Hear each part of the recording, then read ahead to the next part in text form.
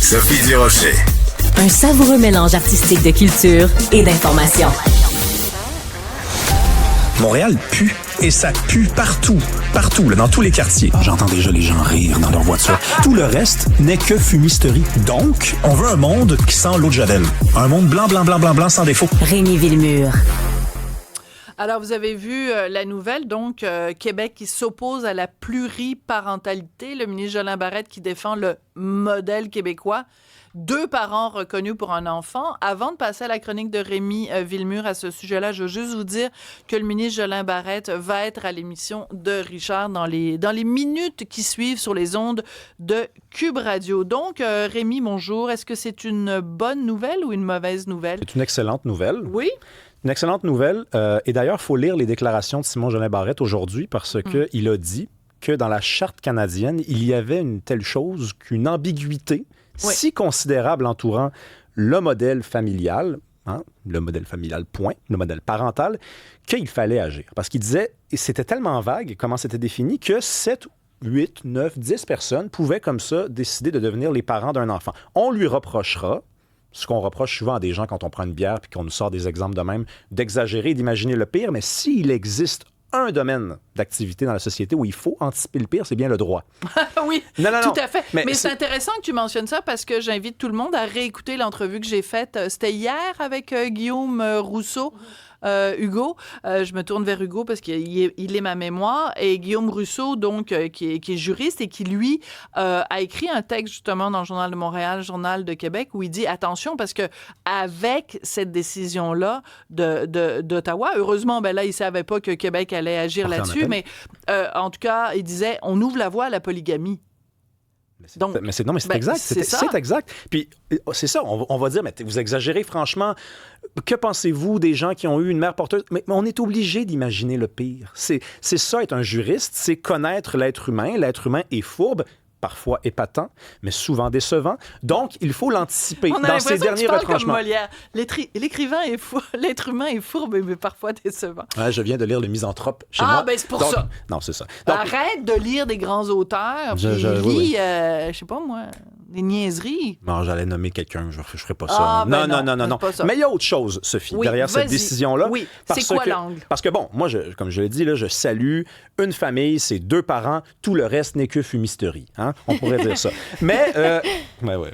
Donc, mais il y a autre chose. Le Québec cherche souvent à affirmer sa particularité à l'intérieur du Canada, en attendant de pouvoir le faire à l'extérieur du Canada, et c'est souvent avec le sens commun. C'est banal, le sens commun, mais dans un monde en décadence, là, l'Occident est décadent, dans un monde où les mœurs changent, nous surprennent au détour, nous mettent la mâchoire à terre comme ça, le sens commun est riche. Et le Québec fait souvent ça. Répondre au wokisme par la réponse québécoise, le sens commun, répondre au multiculturalisme par un autre modèle d'intégration. Dans les années 70, la loi 101, là, c'était pour beaucoup de gens une espèce d'idée rabat-joie, ça n'avait pas d'allure. Aujourd'hui, tout le monde défend ça. Peut-être que ça va choquer du monde.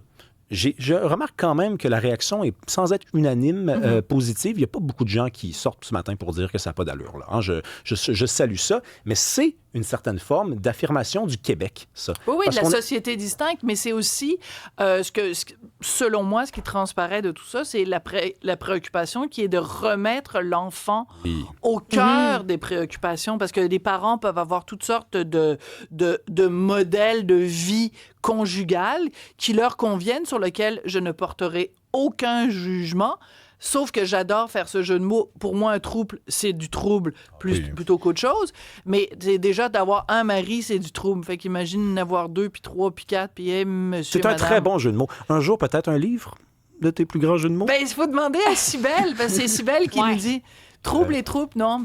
En tout cas, non, mais c'est pas pire. Mais remettons l'enfant au cœur des préoccupations. Mais oui, mais c'est ça, c'est ce que j'allais dire aussi. Récemment, il y a une commissaire qui a été nommée au bien-être des enfants, Marie-Ève Brunette-Kitchen. Après ça, il y a eu Leslie Hill aussi qui a pris place puis qui vraiment, comme tu dis, remet l'enfant au cœur des discussions du Québec. Donc, ça aurait été un peu contradictoire d'entendre des gens se prononcer comme ça parce que finalement, ça sert beaucoup plus les parents que les enfants. Oui. En tout cas, c'est ce que j'imagine. Là, Parce qu'en fait, la prétention, au départ, c'était de dire il faut permettre qu'il y ait plus que 2 parents pour un enfant, parce que si on ne le fait pas, on discrimine envers les familles qui sont différentes et qui sont donc plus nombreuses. Et quand je dis un enfant à 2 parents, on s'en fout que ce soit 2 pères, 2 mères, un oncle, une tante. Ça n'est pas ça qui est important. Oui, mais écoute, moi, je pense qu'une des affaires les plus faciles à dire dans la vie, c'est on aime les enfants. Au Québec, on traite bien nos enfants. Il faut le prouver, ça. Hein? Ça, c'est de la théorie. Hein? C'est de la théorie, c'est facile à dire, et ça, c'est la preuve qu'on le fait. Parce que l'important, c'est les enfants, c'est pas les parents qui ont parfois des projets de vie un peu particuliers. Hein? Élever des enfants à 3, OK, à part dans des cas très particuliers, c'est pas un modèle, là, de toute façon, c'est assez clair, qu'on recommande. Et là, c'est l'enfant l'important, là. Est-ce que vous vous êtes renseigné sur, est-ce que le développement de cet enfant-là, c'est à peu près sûr que ça va être le même d'un enfant dans une famille dite normale? Et d'ailleurs, ça réintroduit le mot normal. Hein? Ouais. La normalité, la norme. Se poser la question de la norme, c'est pas inutile dans une société. Se rappeler comment on vit, de quelle façon on vit.